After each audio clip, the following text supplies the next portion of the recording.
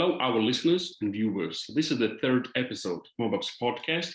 First of all, I want to thank our audience for the previous episode was received even better than we expected. Thank you for all your likes, subscriptions, and to our YouTube channel and podcast platforms.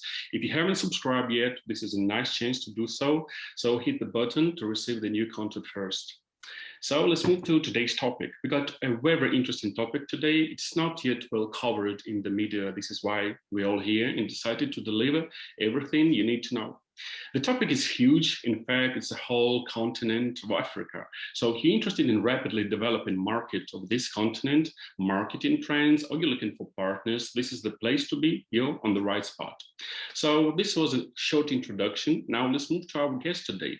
The first guest is the man who's supposed to go first because he's my boss, Yaron Tomchin. Thank you, Anton. Hi, everyone. So my name is Yaron. I'm CEO of Mobupps.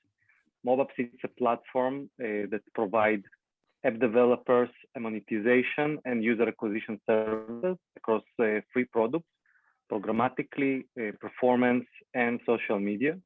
So we are happy to be with you today and to speak about a very interesting market, and happy to have our guests from Adjust and KaiOS. Thank you for joining. Thank you, Yaron. Now let's move to our next guest, Matthieu, VP of Business Strategy and Business Development at KaiOS. Matthieu, thank you for joining, and please introduce yourself and the company. Hi, so my name is Matthieu. I'm in charge of the business for KaiOS in the Europe, Middle East, and Africa region. I would like first to thank you for this invitation and the opportunity to talk about KaiOS and answer questions. KaiOS has developed a unique solution, which is a new operating system.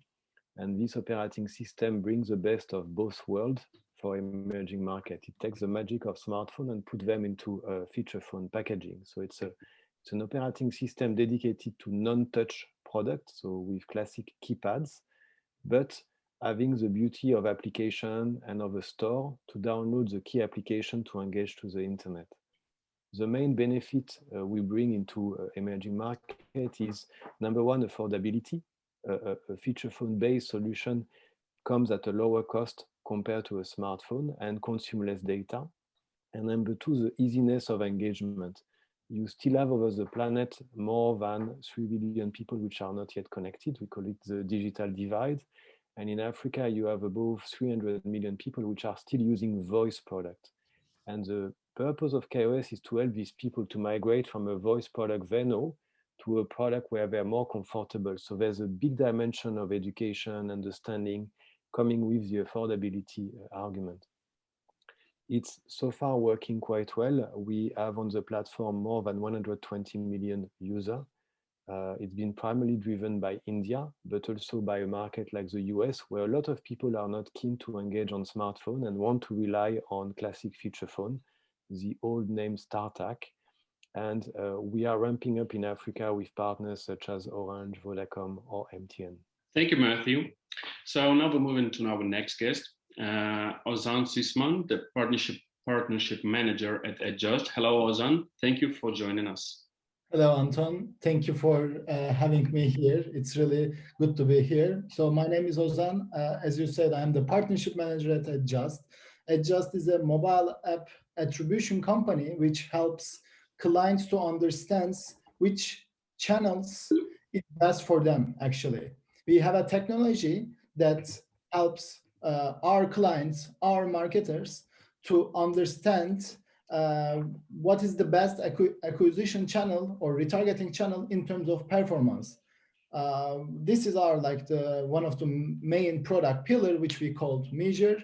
We also have other product pillars called automate and protect, which we also help our clients to automate their daily life as well as protecting their budget as well. Thank you, Ozan. So as you see, we have a great lineup of guests today, and we are ready to cover the whole topic. And let's move to the first question and go by one by one. So the smartphone adoption is expected to nearly double in the region. Nearly 300 million new subscribers are expected to access the mobile internet in the next 7 years in Africa. What's your company's strategy for working with this enlarging market of new customers and partners? Yaron, your next one. Yeah, thank you, Anton. So definitely Africa is a huge opportunity for all companies, definitely for local companies that are there and for international brands that are looking to expand to new territories. There are still hundreds of millions of people that do not have access to internet. It's definitely a mobile first market that still the penetration of mobile and smartphone is one of the lowest in the world. The internet connection in terms of 4G is only expected to be around 20–25% only in a couple years. So definitely Africa is much behind. And maybe we can see a similarity of where China was 10 or 15 years ago. And we can see the growth rate is enormous. And imagine yourself, that's the next China, that's the region that can bring a lot of new quality users as the growth rate is enormous.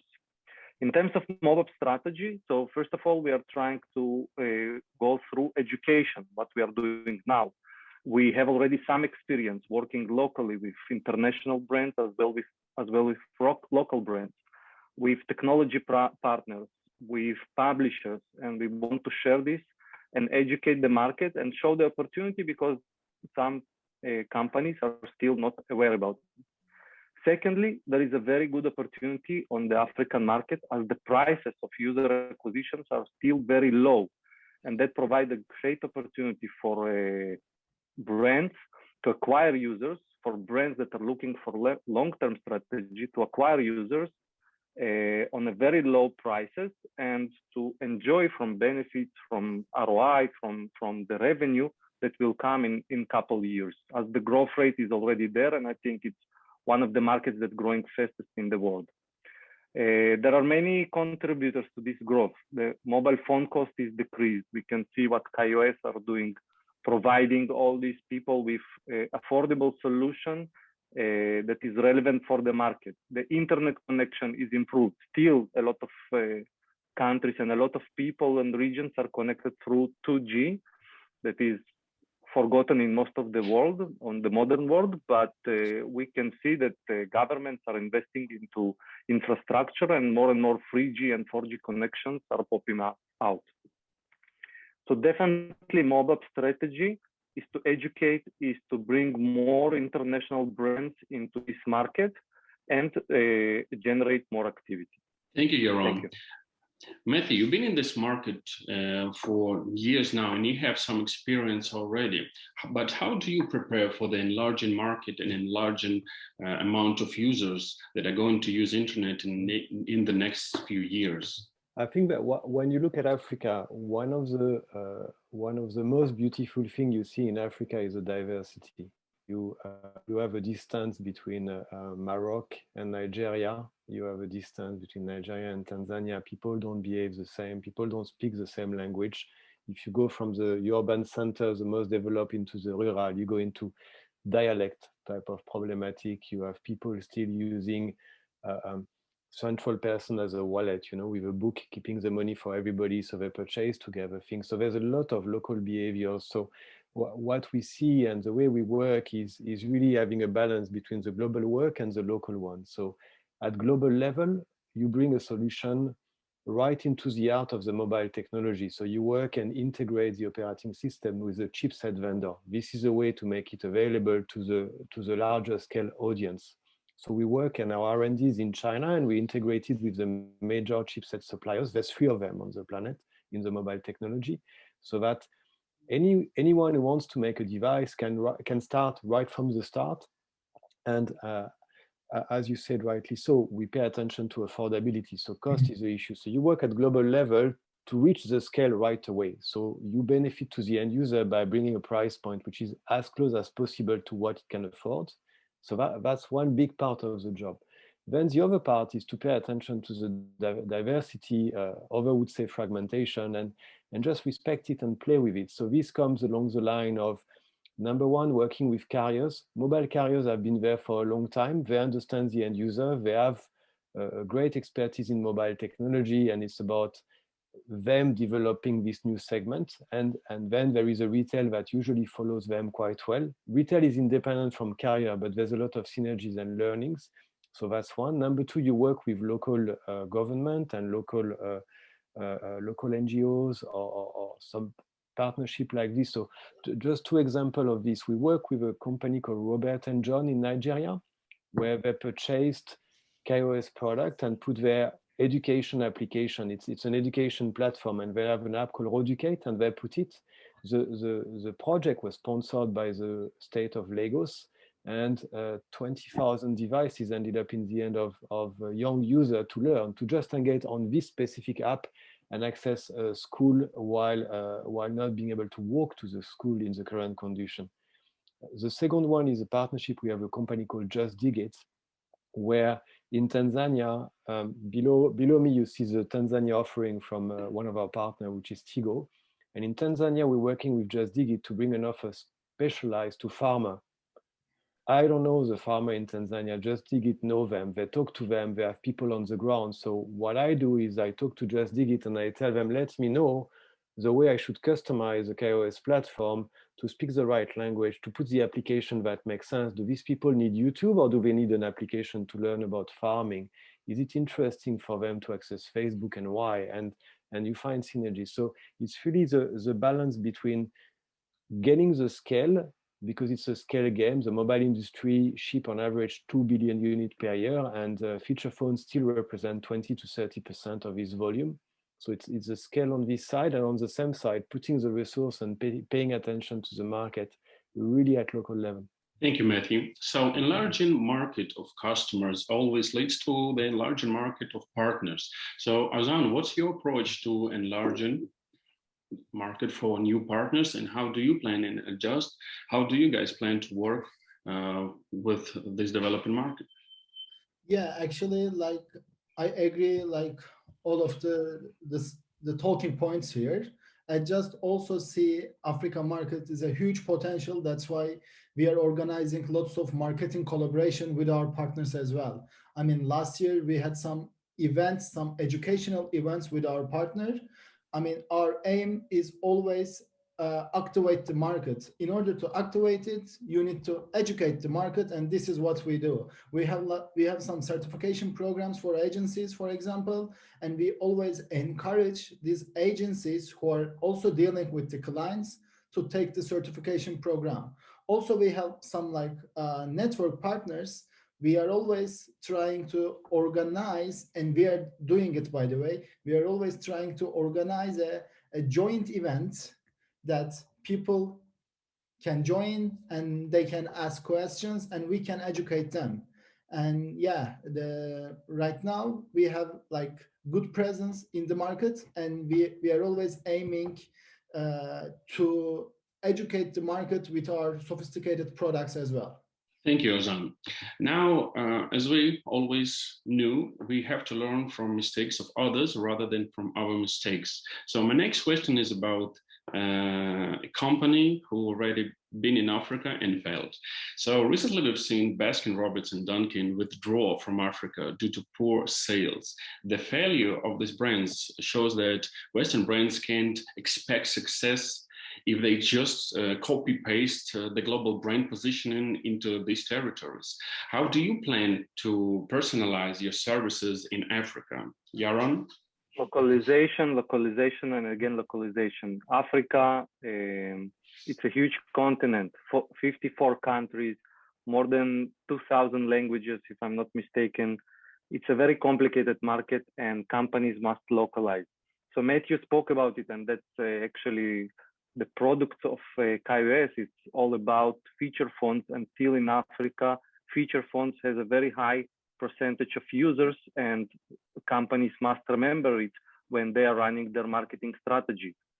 So SMS and USSD advertising channels are very important in Africa in comparison to other countries that it's a less relevant channel. In terms of localization, consumer reviews and feedback must be local. Okay, companies must manage their local communities, because Africa community is different than other communities you have in other markets, in Europe, in US, and so on. So you must have a local managers or international managers that are focused to manage the community, to give reviews, to work with reviews, and to give users relevant feedback for their African local problems. In terms of other important aspects of localization, we must remember that a data cost in Africa is very expensive.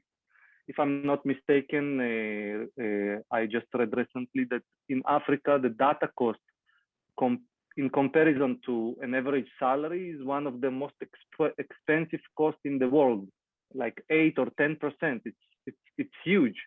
So app developers or any product developer must remember this and make sure that they're adapting their product with a lighter to be an affordable product for the African world. As well as, you know, the speed of the internet is low. We just spoke about 2G. So a heavy product won't work in Africa. Most of the users won't be relevant. So in terms of different creative strategy, just as an example, for example, text and simple banners, opposite to video, will be better maybe and more affordable and lighter to users when you are running your marketing campaign. So that's just a couple points that I believe important for localization. But again, the continent is very complicated, and you need to define your strategy and make sure you're localizing. Thank you. Thank you, Yaron. Matthieu, you already touched this topic, but maybe you have some more techniques about localizing your business in Africa. We would love to hear that. So look, I can exactly agree with what Yaron has been saying. So we are a platform. We don't see our job to find the answer, but since we are the platform, we can help people understand the end user, and we get data analytics, and that's help us. The best example I have is KaiAds. So any advertising that is done on a KaiOS based product goes through our platform on KaiAds, because the format is different, because we can filter and we can exactly do what Yaron was saying, which is you don't display a video to someone who just bought 100 megabytes and the video is going to consume 20% of his 100 megabytes. He will see an advertising and then he's going to run out of time to make a call, and he doesn't make the relation. What happened is the data upset. He just did something which he considered was really small, and he ran out of his balance. And he cannot even make phone calls, and he didn't understand the data. So when I talked before about user education, it's not at all about the capacity to user to understand. Actually, it's quite the opposite. People grab really, really quickly the potential of internet. You need to offer them the opportunity, but they grab it. What they don't understand is the relation between what they do and the data it consumes.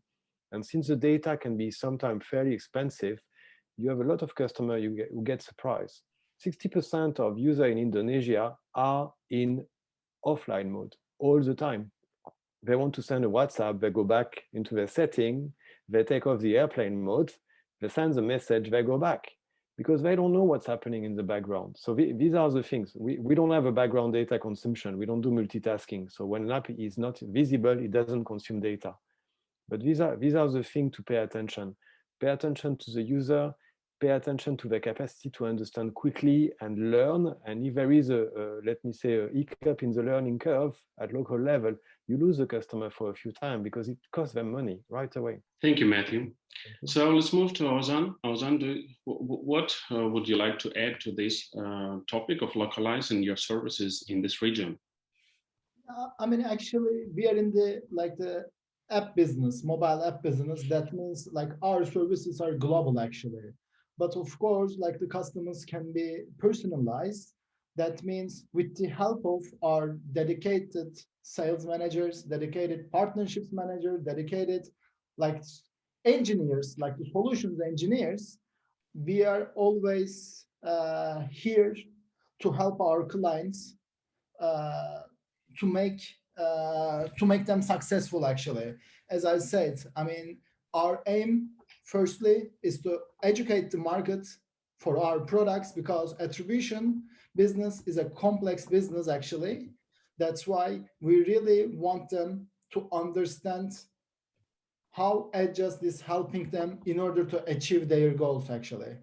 This is always what we are trying, and we always start from the basics. We always try to explain them the basics of the attribution, and then there are some products in line, which is like the automate, protect. Because, for example, I mean, let me give you an example. If you are not unsure about what is attribution, you can't understand what protect is or how you're gonna how protect is going to help you. That's why our aim is always help our clients to understand the benefits of products and then activate the market actually with our marketing collaborations and with our dedicated service as well. Thank you, Ozan. So the next question is going to be about analysis. It's always about analysis when we want to review our results.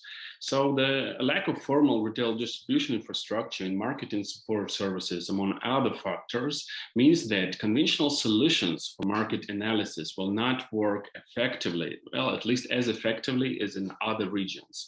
Everything from estimating purchasing power of a market segment to the impact of conventional value propositions will have to be questioned and redeveloped from scratch. So how are you planning to overcome these obstacles with a different approach to analysis, Yaron? Yeah, so I think that building a strategy with the right preparation, what will provide product owners to measure and analyze the results during their market acquisition, during their market penetration, or just managing their campaigns and their monetization. So first of all, creative strategy, we spoke about it briefly before, adapting your creative to the market with the right pictures, with the right photos, and so on. Understanding the market, what is hot now, what are the trends, and implementing it into your creative. Secondly, a content strategy is also very important. Content later on will appear on search engines on Google that is very popular in Africa, and that's the first thing users are doing when they see your product. When they're in need in something, they will go into Google in Africa and they will search for something, and you want to make sure your content is appearing there, and that will support your marketing efforts. In Africa, it's also very important to emphasize and give a maximum value for users. As Matthieu spoke before, the data is very limited. The storage on phones is very limited. Thus, for brands, they must emphasize the value for users, because otherwise people won't sacrifice their very, very limited storage or data plans to download an app, to download the product. So they actually sacrifice. They do not have all these hundreds of gigabytes that the developing countries have. And this is why the first thing they must understand is the value of the product. And then simple, strategy direction as building the budget, selecting your marketing platform, like Ozan mentioned, that provide you option for automation, that provide you localized support, can connect you to local partners that already have activity. And such platforms like Adjust have this vision because they see the global picture. That's a very important aspect. And after you're activating your strategy, just make sure you have features in place to always measure and adapt the results in order to change the strategy and adapt it to the relevant results. Thank you, Yaron.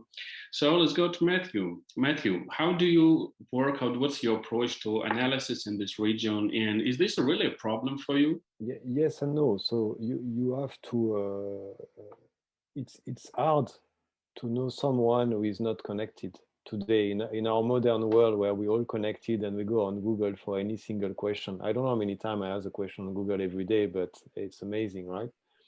How do you do to know someone who's living in a place where there's only electricity for 2 hours a day, which is provided by a solar panel on the roof, which listen to radio and doesn't have a telephone. It's not that you can ask questions, so you rely on impressions. So this is a complex part. What can be done is, number one, you can follow the classic marketing methodology. The method doesn't change. You just have to pay attention not to shortcut on the mediums. What I'm saying is, I've made the mistake myself, and I've seen many people go into the trap of trying to see a user. So I put you in front of 10 people in Nigeria, and you're gonna summarize it to Africa really quickly because you don't know anything else. So you have to be careful. You have to respect the information you get, and you have to gather a lot of information. This is where I think we're bringing something fantastic. First, we bring internet to people who didn't have it before, so that's a clear end user perspective. But on the other side, we help people learn about this user. I can tell you on KaiOS product how many time people spend on internet, how many calls they make, the type of information they would be interested in. Not because I'm reading their particular elements, we're doing data analytics as we do, and we respect GDPR, but we are able to extract directions. I can see that people are really interested into offline media playing, music and video. I think there is a huge behavior in Africa of people buying SD cards to play a movie. And most importantly, we have this great partner in India, which is Reliance, and they've made a huge offer, super aggressive in terms of data price point, and we learn a lot from them. In India, people spend more than 7 hours on video every month. They use the price of the data is really, really affordable, so they use up to 8 gigabytes per month. So, and we see the behavior, and we see how people engage, and based on this, you learn, and then you can go back to the, let me call it, classic marketing. But first, just make sure you don't start with your own understanding. You know, it's a lot of people buy a KaiOS product, not because it's affordable, but because the battery lasts 5 days. And I have someone in my team in Cameroon, when you just have electricity 2 hours a day, that's really important. So you may have a smartphone, but you still need a backup phone. Understood, Matthieu, thank you. That's a very interesting approach. Ozan, so what's your approach to analysis and reviewing your results and analytics in this region? Yeah, I mean, actually, like in order to analyze this region, actually these like online articles, online blog posts, online events, as Yaron mentioned, was really helpful actually. Because I mean, to be honest, before pandemic, I mean, we were organizing like the physical events, right? Like everybody, like every partner of us. But right now, everything is online. So all the events are online. We increase the number of blog posts that we address to specific regions that really help us to analyze the needs from that specific region. For example, I mean, we are also an analytic company, so we know that, for example, how many people join our events, how many people register, how many people be active, or how many people from Africa just like download our report in that region. That really help us to analyze what market needs and how they fit our product actually. Thank you, Ozan. So this is going to be our last question for today. And will go exclusively to Yaron and Matthieu. So there is another issue I want to close this recording with. More than 90% of retail transactions tend to be in cash. And this impacts everything from purchasing patterns and buyer behavior to retail inventory. It implies longer lead times for purchase decision and seasonal variation in consumer demand and choice of payment plans. How are you planning to stay efficient when, as for now, 90% of transaction is still in cash? Yaron? Yeah, so I will split it for two, the answer. First of all, brands must, if it's a global brand, they must partner with local digital financial products, because as we see, a financial sector in Africa is one of the most active sectors.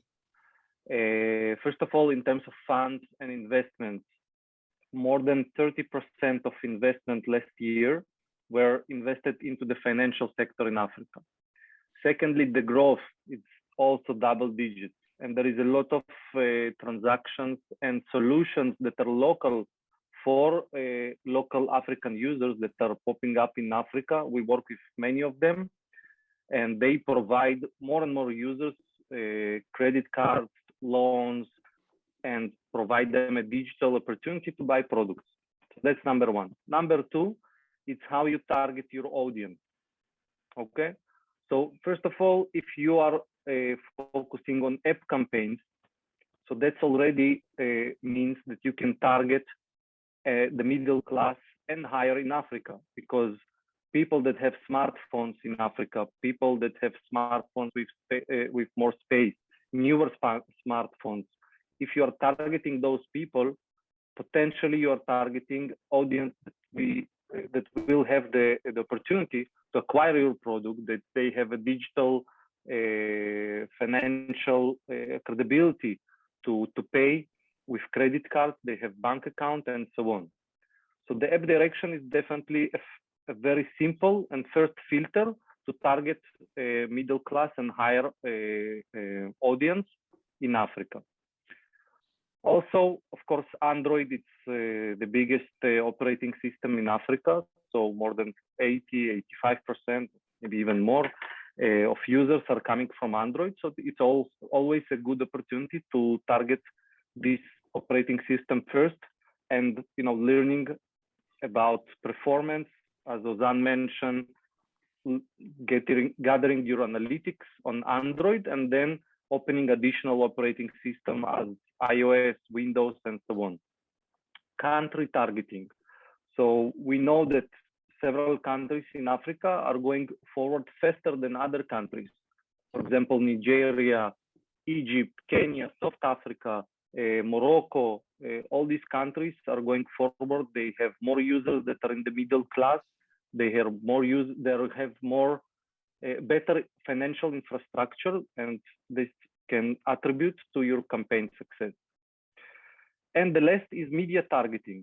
So different media like Snapchat, Yahoo, Verizon, Twitter, all these platforms have tens of millions of users in the Africa region, and usually people that know English and people that are more advanced will be available on these platforms. So targeting those media on your campaigns will provide you better users that potentially can be relevant for your product and potentially have the financial options to pay you in a digital transaction. That is important, because if we are speaking about digital marketing, working with cash, it's a very problematic. We see this practice in some countries like Russia and India, and in such, if it's already something that's happening, so I guess, connecting your back-end CRM with a marketing platforms like Adjust, for example,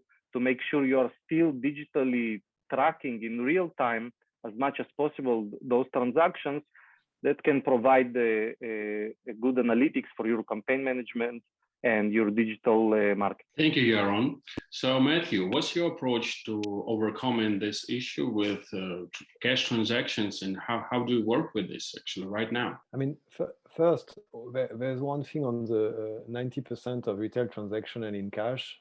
I agree with that, but keep in mind one thing, there's already a big digital money available in Africa, and it's called airtime. People send each other airtime, people buy data with airtime, people cash in, cash out on airtime. The community of migrants in Europe are sending back home a lot of money with airtime. So there's already quite a few transactions happening, and the volume is fairly large. So if you take the classic retail, sending a pair of shoes, getting cash for it, definitely 90% of cash. But if you take the end user perspective, 100% of the users in Africa know how to purchase something online. It's just so far they just have been purchasing minutes, SMS, or data, but this can quickly extend. So we heavily working on it.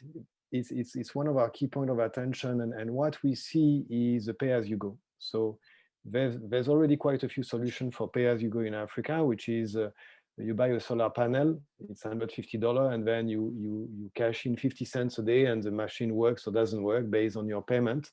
So what we've done, because we own the platform, we've developed a lock solution so that our partner can implement device financing. So basically KaiOS is between a voice and a smartphone product, but we just get to the price point of voice with a lock solution.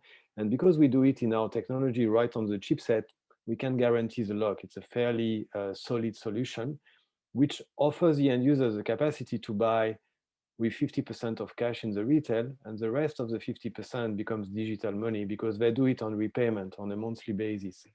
And the users are ready to engage. It's just about finding the right balance between, number one, a super secure solution, and there's not a lot on the market. Android has a beautiful one. We have one, Samsung.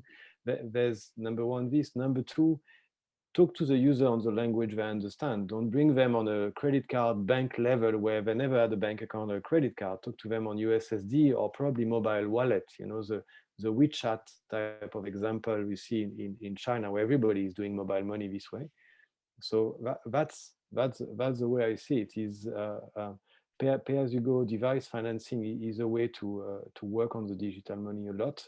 And then the retail can also digitalize. They're working on Android solutions, so all the salespeople can have an Android-based product to offer their customers the ability to play digitally. You're not working on a credit card, you're working on NFC, you work on a QR code for customer onboarding, things like that, but it's ready and coming. I do see this as a really, really big movement starting since last year already. 2 years ago, slowed a bit last year, but there's definitely a huge development happening in Africa around this new market. That's very interesting.